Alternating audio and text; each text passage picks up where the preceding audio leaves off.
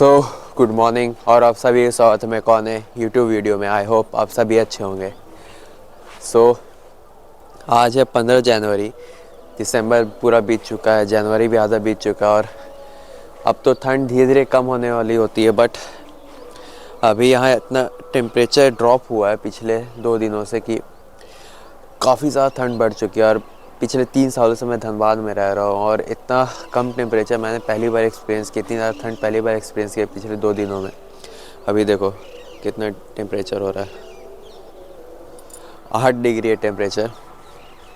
तो यूजुअली क्या होता है कि 13 डिग्री 14 डिग्री इतना तक जाता है मैक्स टू मैक्स, इससे कम नहीं जाता है। बट इस बार सिंगल डिजिट तक गया है, 8 डिग्री 9 डिग्री ठंड के स्टार्टिंग में भी और अभी ख़त्म हो रहा है तब भी, दोनों टाइम। तो काफ़ी ज़्यादा ठंड हो चुकी होगी। जैसे आप देख रहे हो मेरे मुंह से काफ़ी भाप निकल रहा है ये करने में लेकिन बड़ा मज़ा आता है। सो एनीवेज, बात करें थोड़े से अपने लीन बल्क के प्रोग्रेस की। तो प्रोग्रेस काफ़ी अच्छा चल रहा है। ऑलमोस्ट 5 kg मैंने गेन किया है और मोस्टली मसल्स है। जैसे मैं आप लोगों को पिछले 2-3 वीडियो में बोला, मोस्टली मसल्स है। 60-70%, इवन 75% तक भी मसल्स ही लग रहा है मुझे। जैसा मैंने अपनी स्ट्रेंथ में इंक्रीज़ देखा है, ओवरऑल साइज़ में इंक्रीज़ देखा है, तो काफ़ी सही चल रहा है प्रोग्रेस। और आई एम होपिंग कि आने वाले कुछ दिनों में मैं 70 kg को टच कर जाऊँ, जो कि हमारा गोल था फेब एंड होते होते तक या फिर मार्च के मिड मार्च तक वो हमारा गोल पूरा हो जाएगा।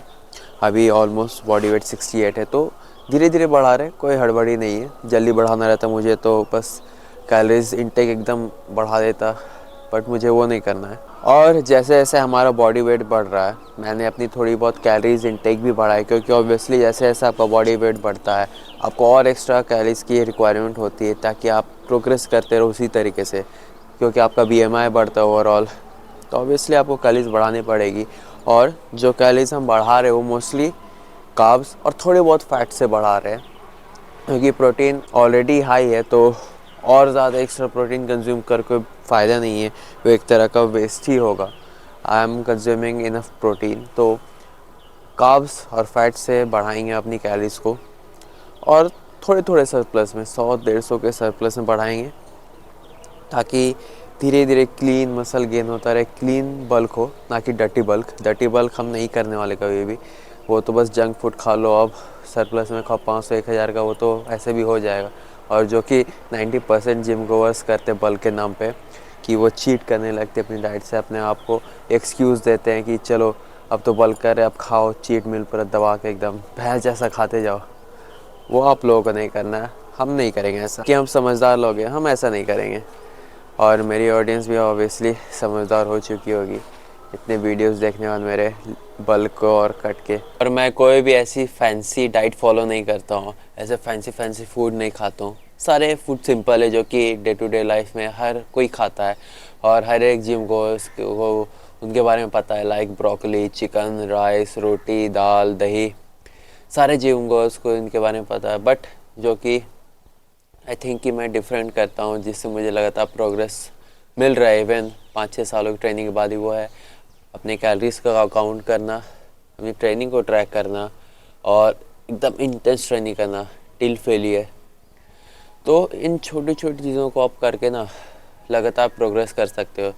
जो सबसे कॉमन मिस्टेक जो मैंने देखी है वो ये कैलोरी काउंटिंग की। वो कैलोरीज की कोई ट्रैक नहीं रखते, जो भी लोग आते हैं जिम में फूड को मेजर नहीं करते हैं। इन द जिम जो कॉमन मिस्टेक्स है वो है ट्रेनिंग को ट्रैक नहीं करना, किसी भी वेट से वार्म अप करना, किसी भी वेट से अपना टॉप सेट करना, टॉप सेट तक प्रोग्रेस कैसे करना है, किस तरीके से वार्म अप करना है, वो भी लोगों को नहीं पता होता है। तो ऐसी छोटी छोटी गलती आप करोगे तो आप प्रोग्रेस कैसे एक्सपेक्ट कर सकते हो मे भी हो सकता है होगा प्रोग्रेस, बट जिस लेवल पे होना चाहिए वो नहीं होगा। तो ऑब्वियसली हर जिम गोअर चाहता है कि उसका प्रोग्रेस काफ़ी अच्छा हो, एकदम थ्रू द रूफ होते रहे एकदम। तो उसके लिए आपको हर चीज़ एकदम टू द पॉइंट करनी पड़ेगी। वो भी ऐसा नहीं कि 1 दिन 2 दिन, लगातार हफ्तों, महीनों, सालों तक। तब इस लेवल की कंसिस्टेंसी, डेडिकेशन और हार्डवर्क लगता है एक अच्छी फिज़िक बनाने में।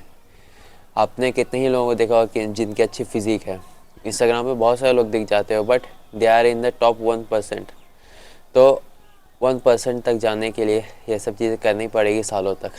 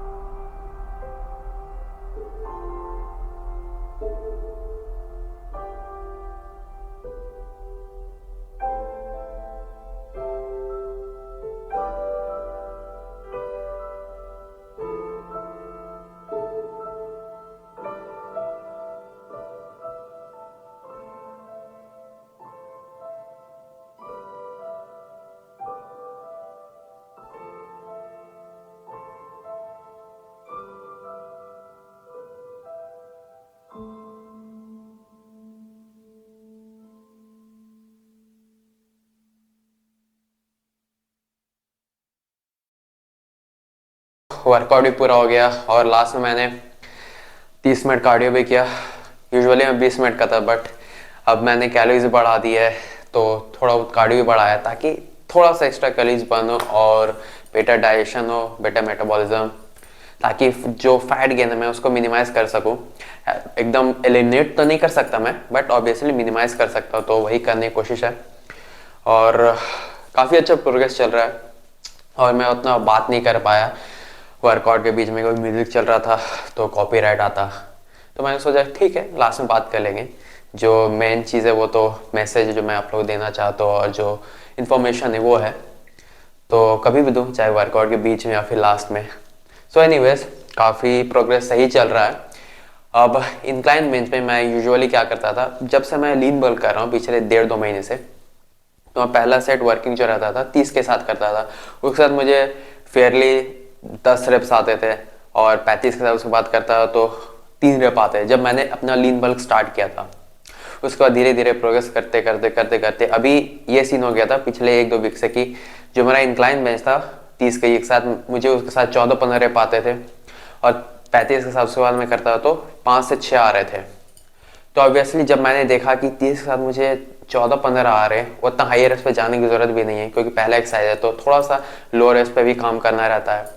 तो मैंने क्या किया, 30 kg को हटा दिया पहले वर्किंग सेट से, 35 को लाया और 35 के साथ फिर पहला सेट किया वर्किंग, देन दूसरा और तीसरा बाकी जितने सेट्स रहते थे वो थोड़ा बैक ऑफ लिया, 30 kg के साथ किया।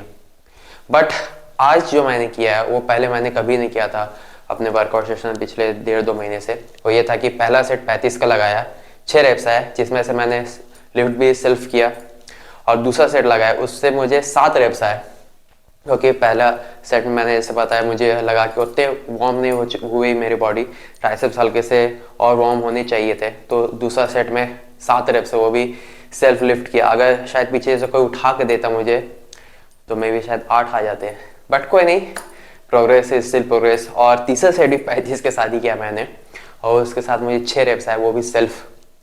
तो ऑब्वियसली 3 सेट 35 का, पहले मुझे एक सेट में 35 साथ 3 आते थे, अब वही मुझे 35 के साथ 7 आ रहे हैं। तो ऑब्वियसली जो ग्राफ है वो बहुत अच्छा है। अगर 2 महीने मुझे 3 रेप से लेकर 7 रेप तक पहुंचना का जो ये जर्नी अगर सिर्फ 2 महीने में हो रहा है, बहुत अच्छा प्रोग्रेस है। और कंसीडरिंग पिछले 5-6 सालों से वर्कआउट कर रहा हूँ, तो उसके हिसाब से I am really really happy. और यही मैं बोलता हूँ आप लोगों से, this is the power of consistency. लगातार अपने आप को पुश करने, एक एक सेशन, एक एक रैप, एक एक set, you have to make everything worthwhile. हर एक सेट को मेक इट काउंट, चाहे वो डाइट हो, चाहे वो ट्रेनिंग हो, हर एक चीज़ में पुश करो अपने आप को। मेक श्योर कि you are putting your everything 110%। अगर आप 110% अपना नहीं दे रहे हो और रिजल्ट एक्सपेक्ट कर रहे हो 100%, तो फिर अब मैं क्या ही बोलूँ। और सबसे बड़ी बात यह है कि चेस्ट मेरी बॉडी के one of the weakest muscle है, या फिर वीकेस्ट ही बोल सकते हो। अगर उसमें मुझे इतना ग्रोथ देखने को मिला है स्ट्रेंथ में, मसल्स में, तो बाकी के जो मेरे बॉडी पार्ट्स है उसके जो ग्रोथ है वो आप इमेजिन कर सकते हो। जैसे बैक हो गए, बाइसेप्स एंड लेग्स, उसमें तो मुझे खैर मुझे जितना एक्सपेक्टेशंस था उससे भी ज़्यादा बेटर रिजल्ट्स मिले। इवन चेस्ट में मुझे नहीं लगा था कि इतना जल्दी तक प्रोग्रेस होगा। ऑब्वियसली अगर मैं अपने पिछले वाले बल्क को देखूं जो मैंने 2022 में किया था, उसके हिसाब से इस वाले लीन बल्क में मुझे बेटर रिजल्ट्स मिले। मेरी बॉडी लीन है, अभी भी 14% बॉडी फैट, स्ट्रेंथ ट्रेमेंडसली बढ़ा है लिट्स में। तो यही होता है, आप धीरे धीरे खुद भी सीखते रहते हो। और अभी भी मैं सीख ही रहा हूँ, ऐसा नहीं है कि अभी मैं सब कुछ जानता हूँ, ऐसा नहीं है। I am still learning and evolving. और मैंने ओवरऑल अपनी जो वर्कआउट है उसमें 1-2 चेंजेस और किए। पहले बार डिप्स कर रहा था वेटेड, डंबल पैर बीच में फंसा के, बट अभी मैंने क्या किया है, डिक्लाइन बेंच ऐड कर दिया है। आप लोगों ने वीडियो में देखा होगा, मैंने डिक्लाइन बेंच ऐड किया है, उससे कर रहा हूँ। इससे क्या होगा, थोड़ा सा चेंज भी आया वर्कआउट में, इंटरेस्टिंग भी बनता है वर्कआउट, और थोड़ा अलग एंगल से हिट भी होता है आपका बॉडी पार्ट। तो डिक्लाइन अभी मैं करने वाला, कम से कम 1-1.5 महीने, देखता हूँ कैसा रिजल्ट मिलता है। और ओवरऑल अगर आप मेरी वॉल्यूम देखोगे हर बॉडी पार्ट के, तो काफ़ी ज़्यादा है।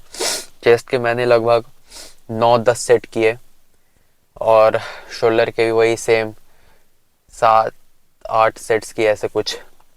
तो वॉल्यूम काफ़ी ज़्यादा है। इवन मैं कभी कभी ज़्यादा भी सेट्स लगा लेता हूँ, जब मुझे अच्छा लगता है कि और 1-2 सेट्स लगाना चाहिए, मुझे ऐसा लगता है कि स्ट्रॉन्ग फील हो रहा है, तो लगा लेता हूँ। अब ज़रूरी नहीं कि हर किसी के लिए इतना वॉल्यूम काम करेगा, हर किसी की बॉडी इतना वॉल्यूम से रिकवर करेगी, रिस्पॉन्ड करेगी। मेरी बॉडी करती है तो मैं कर रहा हूँ, और अगर मुझे रिजल्ट्स मिल रहे हैं तो मैं क्यों ना करूँ। आप लोग खुद देख सकते हो, मेरे पिछले 1.5-2 महीने पहले मेरी फिजिक, मेरे लिफ्ट्स को और अभी वाले लिफ्ट्स को देखो। ऐसा नहीं कि 1-2 रिपीटेशन का चेंजेस आए, बहुत ज़्यादा चेंजेस आए हैं।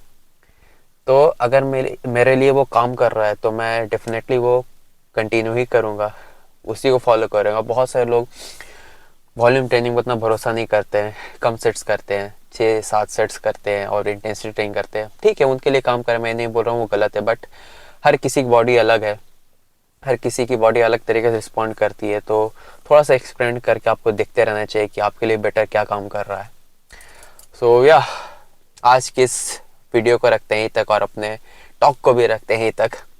मैं मिलता हूँ आप लोगों से अपनी अगली वीडियो में, तब तक के लिए अपना ख्याल रखें, अच्छी डाइट ले, अच्छी ट्रेनिंग करें। Take care and signing of.